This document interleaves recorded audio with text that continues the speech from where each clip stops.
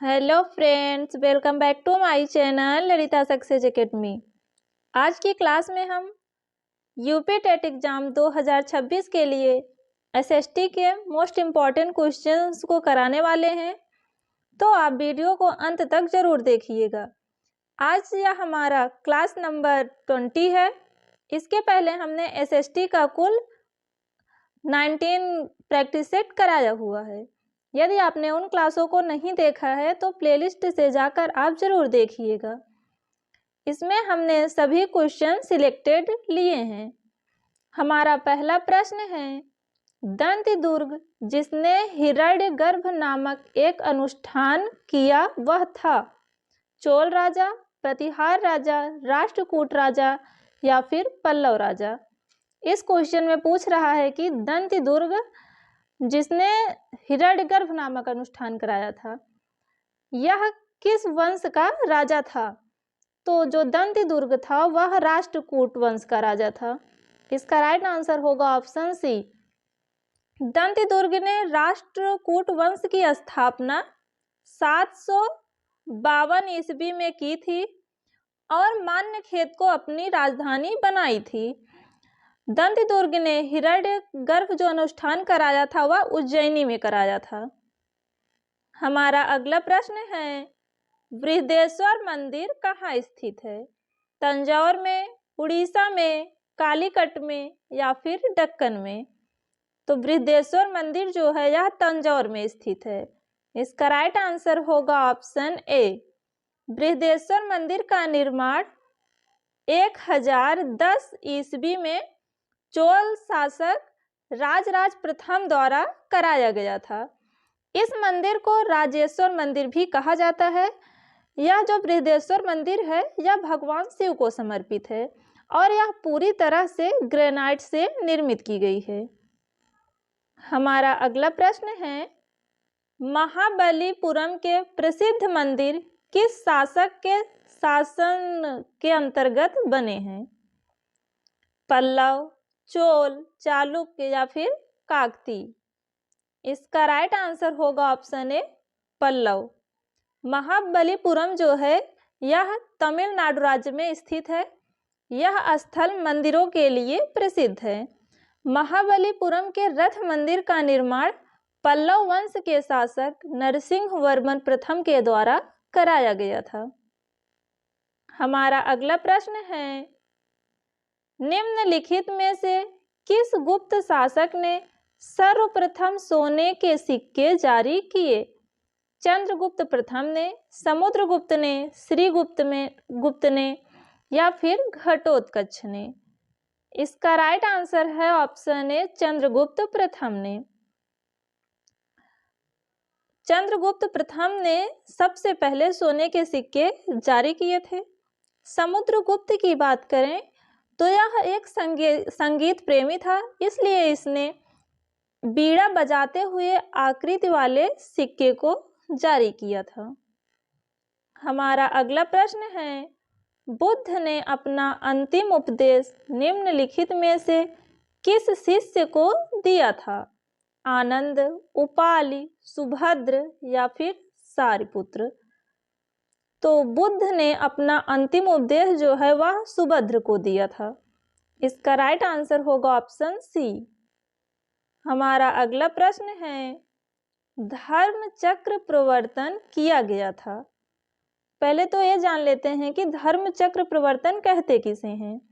गौतम बुद्ध के प्रथम उपदेश को ही धर्म चक्र प्रवर्तन कहा गया है। तो पूछ रहा है कि धर्म चक्र प्रवर्तन कहाँ पर किया गया था? तो इसका राइट आंसर होगा ऑप्शन सी, सारनाथ। गौतम बुद्ध ने अपना प्रथम उपदेश सारनाथ में दिया था, जिसे धर्म चक्र प्रवर्तन कहा गया। और सर्वाधिक उपदेश की बात करें तो गौतम बुद्ध ने अपना सर्वाधिक उपदेश श्रावस्ती में दिया था। हमारा अगला प्रश्न है, प्रसिद्ध गायत्री मंत्र सर्वप्रथम किस ग्रंथ में मिलता है? मनुस्मृति, ऋग्वेद, भगवत गीता या फिर रामायण?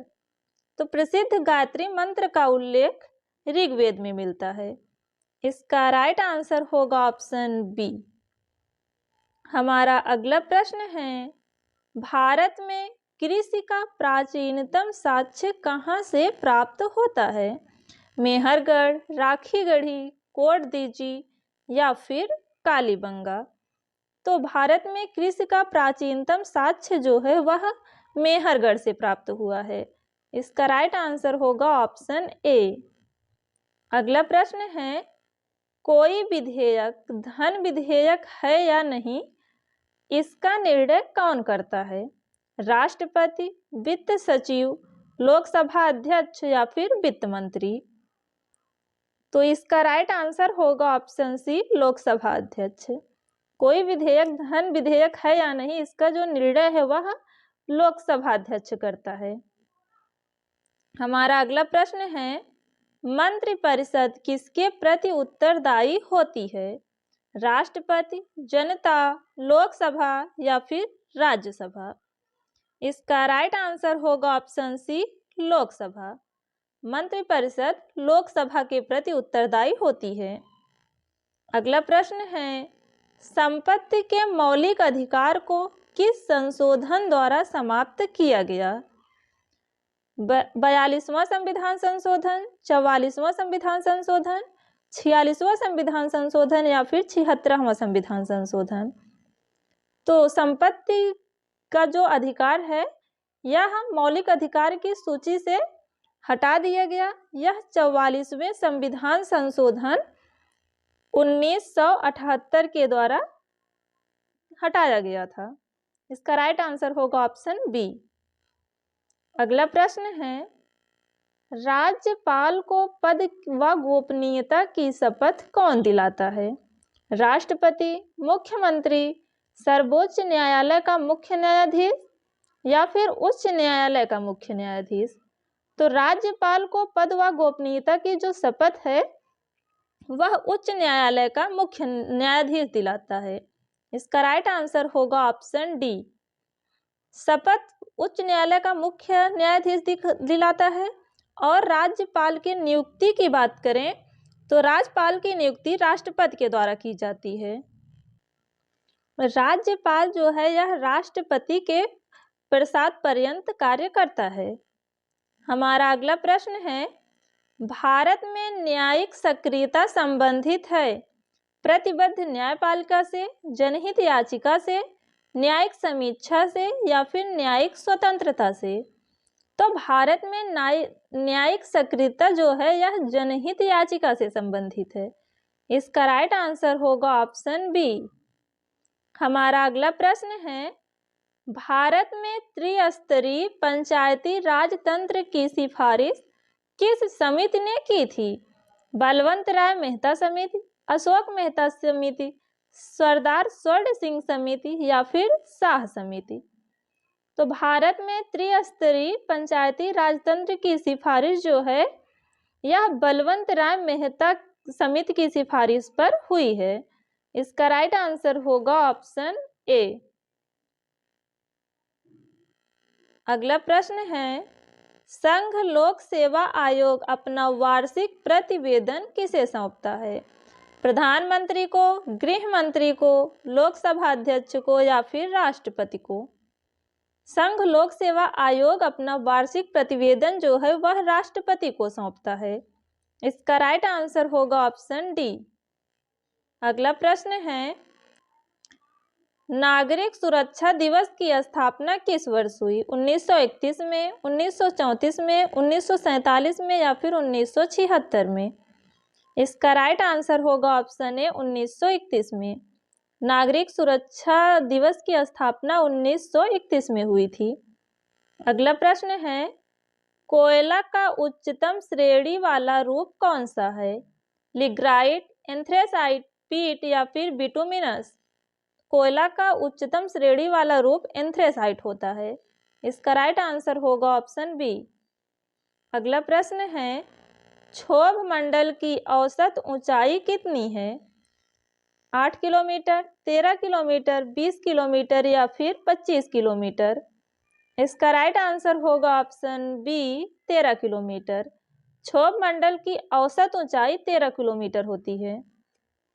अगला प्रश्न है, लाल सागर को भूमध्य सागर से कौन सी नहर जोड़ती है? सुएज नहर, पनामा नहर, ग्रैंड नहर या फिर कील नहर? इसका राइट आंसर होगा ऑप्शन ए सुएज नहर। लाल सागर को भूमध्य सागर से जोड़ने का काम सुएज नहर करती है। अगला प्रश्न है, काली मिट्टी का निर्माण किस प्रकार की चट्टानों के अपक्षय से होता है?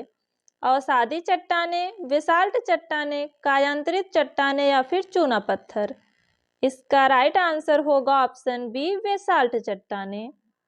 काली मिट्टी का निर्माण जो है वह बेसाल्ट चट्टानों के अपक्षय से होता है।